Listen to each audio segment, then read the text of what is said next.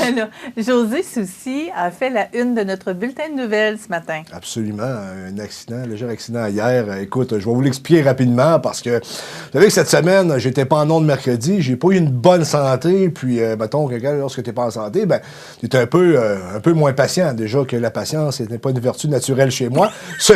Ceci étant, jeudi, quand je suis sorti des studios CMA TV, j'ai été faire mon épicerie parce que ma fille arrivait ce soir, puis il fallait que j'aie le frigidaire un peu plus plein. Fait que j'étais fait l'épicerie, puis en revenant, ben, j'avais juste hâte d'arriver à la maison pour une multitude de raisons, notamment que je filais pas bien. Deuxièmement, j'avais du retard à reprendre sur la journée précédente parce que j'avais plus ou moins travaillé en lien avec ma santé. Fait que là, vous allez voir les images. Mon véhicule, c'est celui à droite qui est dans le champ. Je vous explique ça rapidement. J'arrive, je te dirais, à 50 mètres environ, je vois un véhicule qui a complètement perdu le contrôle.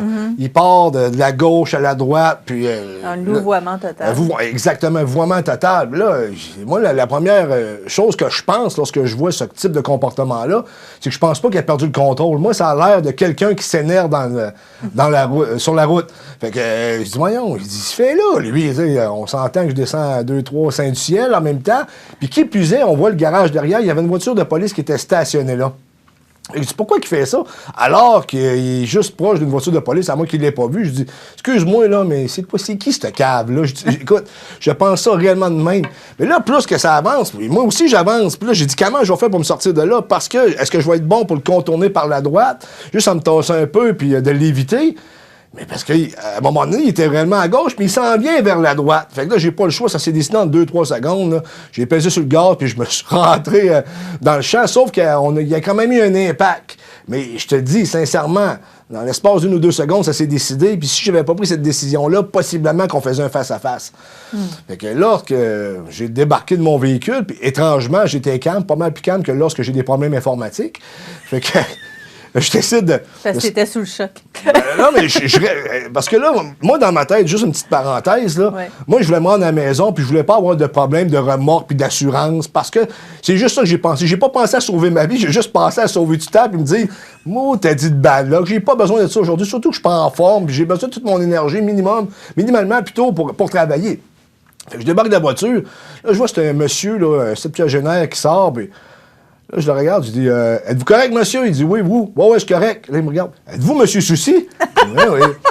Monsieur Soucy. Non, il savait qu'elle allait faire parler de lui aujourd'hui. Là, faire du mal. Tu sais, la journée que je suis pas toute là, j'ai oublié mon cellulaire. Je peux pas prendre de photo. Là, j'ai réussi à emprunter le cellulaire à quelqu'un qui m'a envoyé la photo. Tout ça pour te dire que tout c'est quand même bien réglé, là, je m'en sors très bien, ça aurait pu être pas mal pire que ça. Puis le monsieur, après, on a compris, il a réellement perdu le contrôle, c'était très glissant dans ce secteur-là du boulevard Taché-Ouest. Là. Je te dirais que c'est entre l'hôpital puis la route Jean-Baptiste Cazot.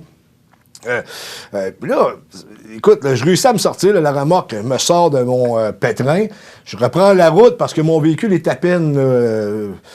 Il est à peine, excuse-moi. Un peu de tôle froissée. Un peu de tôle froissée. C'est même ça, c'est le pare-choc. Puis à ce temps, avec les voitures, c'est un pare-choc, je pense, en plastique. Fait que c'est pas grand-chose. Ben, c'est pas du plastique, là. Ben, c'est pas du plastique, mais on s'entend. C'est fait pour casser rapidement, pour pouvoir éviter que. C'est pas les mêmes voitures qu'en 1970. C'est pas fait aussi fort, ça, c'est clair. C'était un petit peu raide, puis il y avait des tableaux de bord en bois dans ce temps-là. C'était plutôt dangereux. Absolument. Mais là, mon véhicule, là, il est en marche, il est fonctionnel, je peux continuer à rouler, il n'y a pas de problème. Là, je reprends la route. Il y a un véhicule un peu plus loin qui ressort de sa cour et c'est le même processus. Son derrière part, là, je dis, ah non, là, puis là, je suis proche encore. Dis-moi pas une deuxième fois d'affilée dans l'espace d'une demi-heure, c'est un crème, je peux pas croire. Là, je ris, là, mais c'est pas drôle, mais c'est parce que tu t'en es sorti, il n'y a rien eu. Non, il n'y a rien eu, mais là, le véhicule, là, finalement, il réussit à se stabiliser, puis je suis OK. Là, je m'en vais à la maison, puis là, écoute, je n'ai pas le choix de faire le texte. Je couvre les accidents des autres, il faut bien que je couvre les miennes. Non, mais tu sais, il faut être honnête dans la vie. Oui. Fait que là, j'ai fait un texte là-dessus, puis là, ça a fait jaser pas mal. Tout ça pour vous dire que j'étais un des principaux impliqués de cet accident-là. Tout le monde s'en sort sain et sauf. C'est juste un peu de tôle froissée, sans plus. Je souligne également le travail du policier. Un policier très professionnel, très gentil. Il a sécurisé les lieux, puis on a aujourd'hui toutes sortes de choses. Puis même lui s'est rendu compte, moi, j'aurais pas le choix d'appeler l'MTQ parce que effectivement, c'est très glissant. Fait que je C'était présume que le MTQ a effectivement mis un peu plus d'abrasif. Puis là, j'ai parlé avec quelques personnes ce matin qui m'ont dit, oui, hier, les routes étaient glissantes parce qu'il faisait quoi, là, -2, -3. Il y a des places que c'était sur l'asphalte, t'avais de l'eau un peu, ça gelait.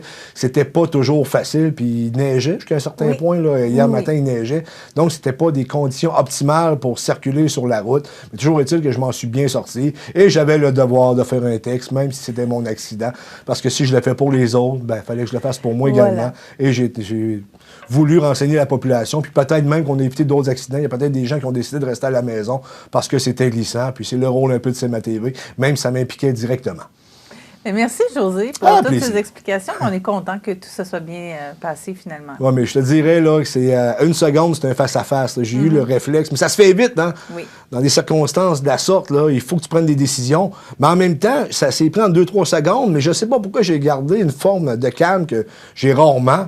Puis j'ai pris la bonne décision en bon temps. Puis écoute, là, comme j'ai dit au monsieur, au policier, là, le principal, c'est qu'il n'y a pas de blessés puis qu'il n'y a pas de mort, parce qu'on sait que ça fait pas si longtemps que ça, dans le secteur de Saint-Paul de Montmény, je pense, là, il y a une personne qui est décédée avec un face-à-face. Et on souhaite ça à personne. C'est des malheurs, puis après, tu sais, on souhaite pas ça à personne. Mais José, tu l'as dit, ça se fait en une fraction de seconde. À peu près, oui. Imagine les gens qui ont les facultés affaiblies par l'alcool, par la drogue. Bon point. Cette fraction de seconde-là, elle devient 1 seconde, 2 secondes, c'est trop. C'est trop tard. C'est pour ça qu'il y a tous ces règlements-là qui, des fois, nous font rager, dire, ben là, sont-ils rendus, qui vont tous nous dire quoi faire. Puis, ben, des fois, ils n'ont peut-être pas le choix. Non, mais d'expérience, là. C'est ça. Je veux dire, je suis quand même un gros gabarit, là. Je pèse 240 livres. L'alcool, ça m'en prend un peu, mais quand j'étais à 0,08, ça m'est déjà arrivé.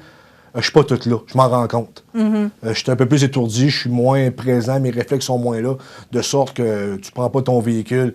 Là, hier, j'avais tous mes réflexes. Ben, malgré que j'étais malade un peu, mais je n'avais assez pour réagir rapidement. C'est ce que j'ai fait. Puis je suis pas un super-héros pour rien, là.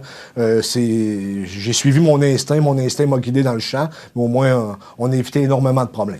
Hey, j'ai été surprise un matin en voyant ce texte-là. Santé Canada qui accorde le feu vert à Ad Astra Labs pour vendre de la cocaïne. Sur le coup, là, quand on voit le titre, là, les deux bras nous tombent. On dit, mais voyons, qu'est-ce qui se passe? Là, on lit le texte, puis on comprend un peu mieux. Oui, on comprend un peu mieux, mais il y a une ouverture que je ne comprends pas. C'est ça. Et j'explique. Oui. Parce qu'il y a eu énormément de problèmes de surdose en Colombie-Britannique, parce que ça se passe en Colombie-Britannique. Oui. Et tu sais que là-bas, le fentanyl là, fait des ravages énormément.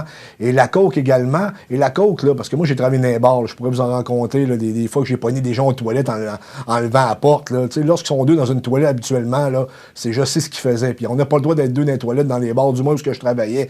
Fait que je pourrais vous en rencontrer longtemps. Et j'ai jamais vu quelqu'un prendre de la drogue, de la coke, là, et devenir une meilleure personne. Souvent, quand tu prends ça, c'est très addictif et ça t'amène énormément de problèmes. Tu deviens menteur, là, tu viens par perdre ta maison. Je pourrais vous en raconter jusqu'à demain matin des histoires que je connais relativement à la consommation de coke. Et là, c'est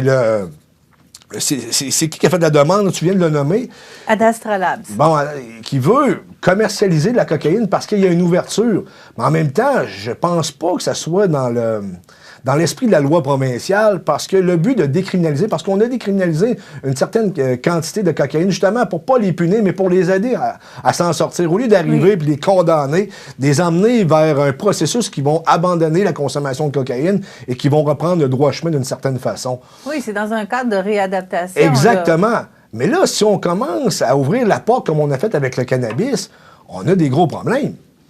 Moi, là, quand je travaillais dans les bars, justement, les gens qui rentraient, des fois, on les sentait, ils venaient de fumer un joint. On n'avait jamais de problème avec ces gens-là. Sauf que les gens, quand ils s'abuvaient, puis pour continuer à boire, qu'est-ce qu'ils faisaient? Ben, nous autres, dans le temps, ils appelaient ça, là, à Rivière-du-Loup, possiblement ça, de la patente. Une petite ligne de patente. Puis, sauf que j'ai vu des gens, là, complètement se scraper avec ça, puis perdre à peu près tout ce qu'il y avait, parce que c'est très addictif, comme je l'ai dit. Moi, je suis réellement pas certain que le gouvernement du Canada, parce qu'on sait, là, qu'on s'en va dans toutes sortes de directions du côté du gouvernement canadien, et le fait de légaliser ça jusqu'à un certain point, on ouvre une porte. Hein? Ils ne sont pas rendus à la légalisation. C'est pas loin, ils décriminalisent. Et là, tu as une compagnie qui. Ouais. Mais c'est quoi le but? Ils veulent la commercialiser, mais pourquoi? Je sais pas si c'est. Il y a des affaires que je comprends pas, remarque. Là. Ben, c'est ça. Je me demande si c'est pas du côté de. Tu sais, pendant longtemps, là, le cannabis médical était disponible pour certaines maladies, pour atténuer des douleurs, des choses comme notamment, ça. C'est ça, ça prenait une prescription, c'était très particulier là, et très touché, comme on dit. Là. ça a été longtemps comme ça, avant qu'on ait la décriminalisation et la vente par... La légalisation. Oui, la légalisation. C'est pas juste la décriminalisation, oui, c'est la légalisation. Absolument, la légalisation et la vente par l'État. Non, mais c'est parce que là, si c'est une compagnie privée qui se met à vendre, qui, en d'autres termes, qui remplace les Hells Angels ou je sais pas quoi. Bien, je pense que c'est plus... Là, on parle de production, mais je pense pas qu'on parle de vente. Écoute, il manque des détails, mais j'ai l'impression qu'on ouvre une boîte de Pandore avec ça. Là. Il y a un risque. Il y a un risque. Parce que le but, c'est que tu décriminalises les petites quantités, mais tu frappes toujours sur les gens qui font le trafic de cocaïne qui a produit. Ça, tu n'as pas le choix de continuer là-dessus. Mais en même temps, si c'est légal et que maintenant, tu peux avoir une prescription où tu peux aller cogner à la porte, un peu comme il est arrivé avec la SQDC, la légalisation de la marijuana, je présume qu'on n'est pas rendu là, mais j'ai l'impression qu'on tente de nous emmener dans cette direction et je suis réellement pas certain. Il va falloir qu'on regarde ça, qu'on soit extrêmement prudent et qu'on fasse beaucoup d'études à savoir c'est quoi les risques à cette avenue-là. On n'est peut-être pas rendu à la légaliser, mais on a ouvert la porte, du moins en Colombie-Britannique, pour la décriminaliser. Oui, là, on parle de Colombie-Britannique, mais c'est pas au Québec. Là. Exactement, mais... c'est quand même chez nous. Oui, d'une certaine façon, oui. Peut-être moins pour moi, mais je fais encore partie du Canada, donc c'est chez nous jusqu'à un certain point, même si c'est à l'autre bout du pays. C'est des questions que je me pose ce matin. Je n'ai pas de réponse. Je ne peux pas tout vous expliquer ce qu'il y en est, mais je pense qu'on devrait faire attention parce que c'est une drogue qui est extrêmement nocive.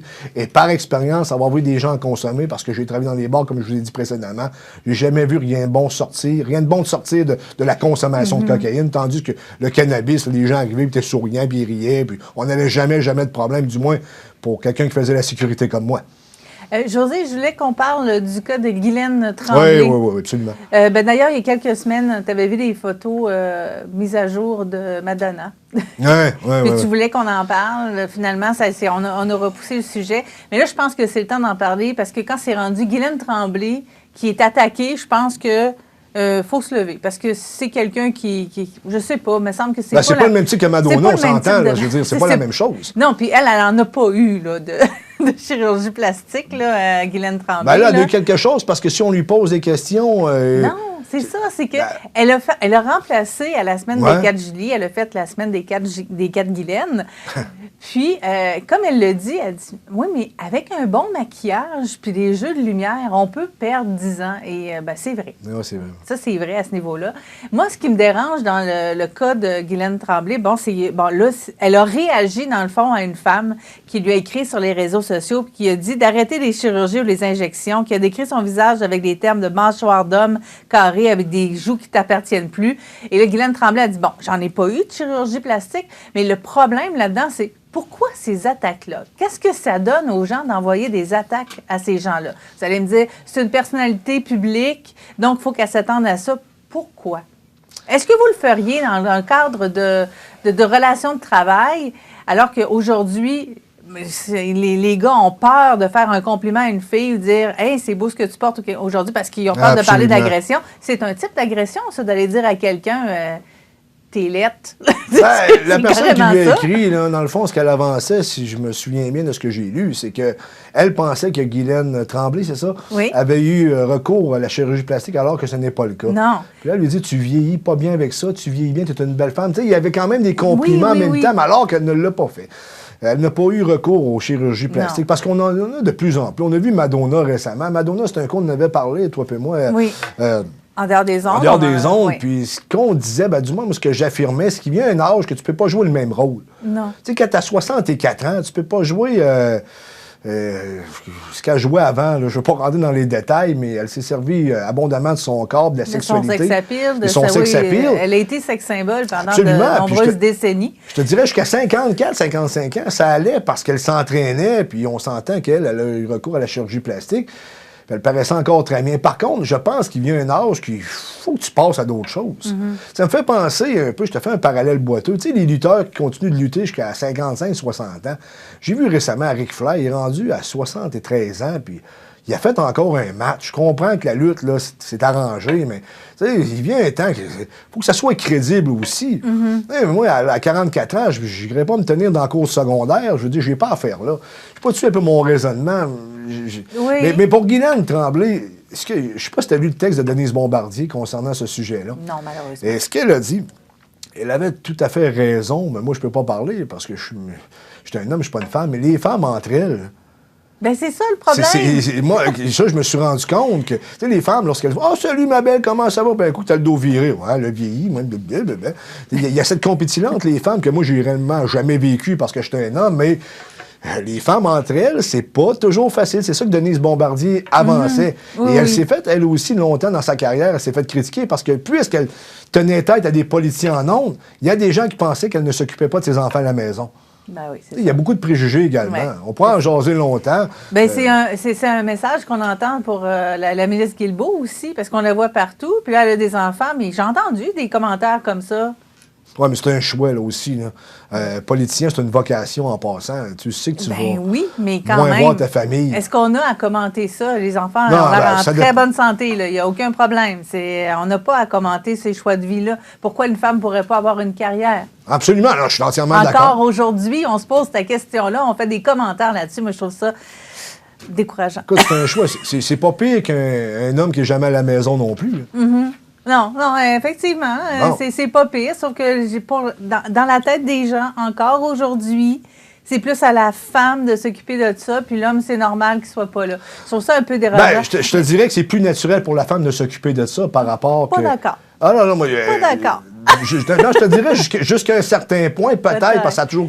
Ben, ça veut parce pas que dire que la femme ne peut pas aller pour faire Ouais. un choix et que l'homme reste à la maison. Moi, je respecte ça. Je respecte le libre arbitre des gens, en bout de ligne. Mais savez-vous quoi? On va en parler de tout ça la semaine prochaine, puisque Oui. ça sera la Journée internationale du droit des femmes mercredi. Lundi, on fait un sujet, les femmes en politique, en compagnie de Gaëtane Corriveau. Donc, on parle de la femme la semaine prochaine à CMA TV. Michel Momini qui sera là pour discuter avec Madame Corriveau. Il y aura l'après-match aussi avec Luc Carbonneau lundi. Pour ma part, Marie-Ève Lamonde, je vous souhaite une excellente fin de semaine puisqu'elle sera très belle et bonne relâche aux plus jeunes. José, merci d'avoir été Plaisir. là. On se retrouve lundi, mais on te retrouve lundi en compagnie de Michel. Alors, j'espère que vous avez passé un bon moment avec nous ce matin. Nous autres, on a eu du plaisir. Alors, bonne fin de semaine à vous et on se retrouve la semaine prochaine. Au revoir.